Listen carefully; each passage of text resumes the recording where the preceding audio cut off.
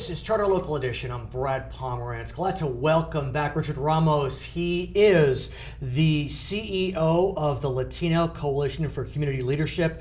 We are on the Central Coast today, and I'd like to speak with Mr. Ramos about the organization generally before we dig into the weeds. What is the coalition? First, thanks for having me back. Of course. And the Latino Coalition for Community Leadership is an intermediary organization on a national level. Okay. And what that means is that we provide funding, technical assistance, and capacity building to nonprofits that are serving the low-income families, youth, people that are really struggling to get their life back together. Those are the nonprofits that we try to find them, fund them, form them, and then feature them, help them tell their story. So you apply for grants. We apply for grants. And then that grant money goes to other organizations. That's correct. How did you get into the space? Wow. Well, let me see if I can put that in 20 seconds. Right, 20 seconds or less. Well, we learned through the administration previous to the Bush administration, Okay. They wanted to get funding to the grassroots level. I see. And I brought a network of those kinds of organizations, and that kind of just got us started from 2004 till today. So how's it been going the last, 12, 13 years? Yeah, it's been busy. Yeah. It's been up and down because of the federal funding. Sometimes Right. it's wonderful and other times it's not.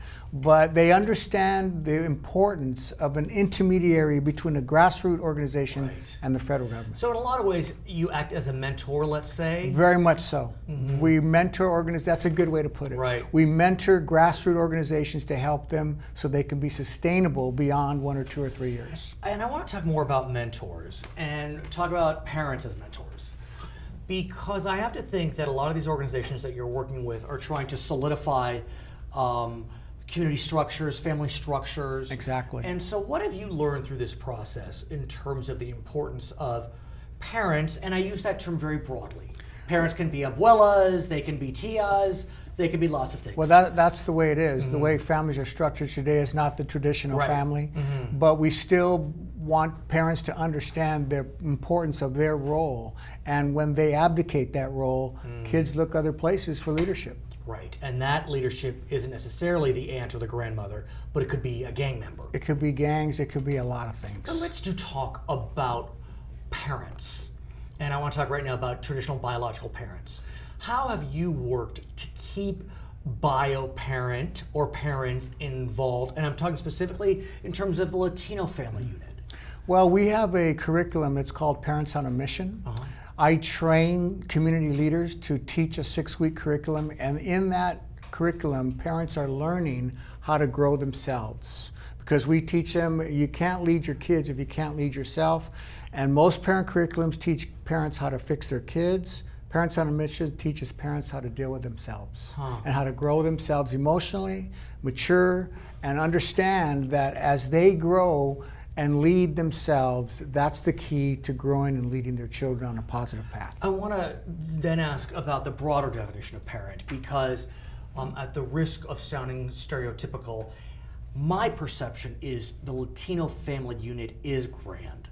That's correct. And so if a bio parent's not available, somehow, some way, there's a relative that comes in. That's right. Am I right? Typically, it's grandparents. Yeah. Typically, it's we have a lot of young parents, and therefore Right. grandparents are still very young. So then let me ask you, because the Latino family unit is so cohesive, are you able to take advantage of that?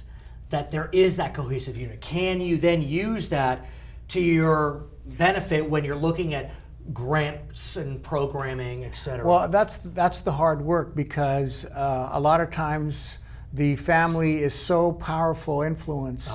If they're going in the wrong direction, we have to try to help them change their paradigm and see that if you keep because if you ask them, do you want your son to be going down there? And no, I don't want. Well, guess what? Right. Unless you're going to change your life, they're not going to change theirs. I want to talk about the abuela, the grandmother, because again, my perception is that, boy, those grandmothers, you don't mess with them. You don't mess with them.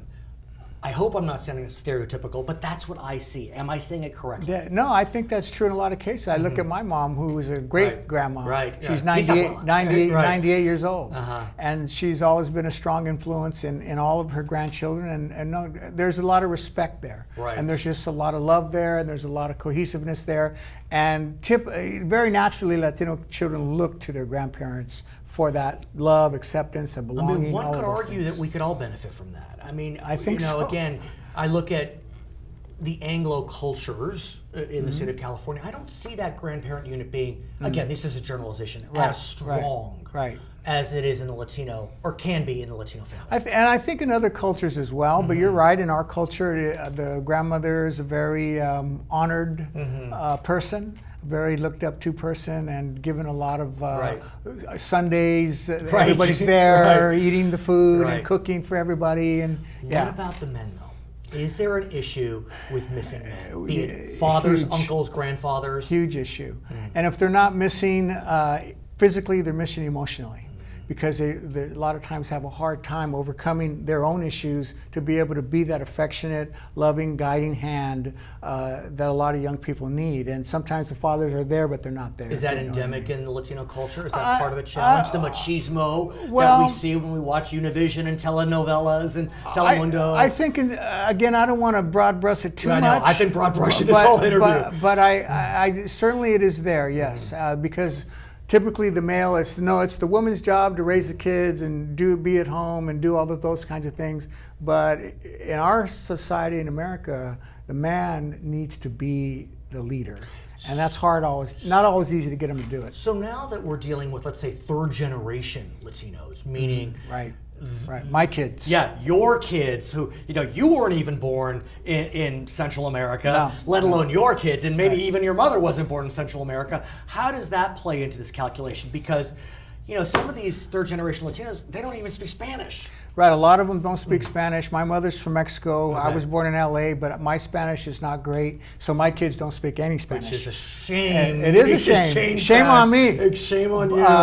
But the culture's there, but the language. Is that true? Yeah, the culture's there, but the language is not, and that's a huge shame that our kids don't speak their language, their native language. Is the culture there? Because in a lot of cultures, you could think about Eastern European Jews coming from Europe to here, or Asian Americans coming. The culture can get lost. Let me say it this way: there's an Americanized Mexican culture, and there's a Mexican culture. Okay. Or we talk Central America, wherever you want to, because I'm Mexican. Right. So there's definitely, the Americanized Mexican culture is certainly different. It's the same in many ways, in other ways it's different because of the American influence. But is it that same loving, and I say this in the best sense, female-centric, strong, abuela at the top? That seems kind of built in. It is. That's just something that I don't know about better word for it. Doesn't matter how many generations. It's just there. But certainly the American culture, with all the bombardment of the media and the music and the magazines and the movies, that definitely plays a role. And a lot of immigrant parents, when they come here and they bring their kids here to have a better life, they have no idea what they're bringing their kids to as far as the American culture and everything that comes with the social media, school campuses, everything. The pressure their kids are under, it's not the same as it is down there. So where do you go from here? Well, I believe our focus has to be at the root of issues, and for me that's in the home, and that's with mom and dad. Our mission is to help parents be the leaders in their home, the leaders of their children in a loving way, but also exercising authority. Too many parents today are afraid of their children. They give up their authority. They look to the school, the preacher, the pastor, and everybody else, the law enforcement, to deal with their kids, when in fact the best way to deal with your kids is for parents to be the loving authority and guiding figure. How can we get information about your organization? You can go to LatinoCoalition.org. It's that easy. That easy. LatinoCoalition.org, and everything His name is Richard Ramos. He is the CEO of the Latino Coalition for Community Leadership. I'm Brad Pomerance on the Central Coast, Charter Local Edition.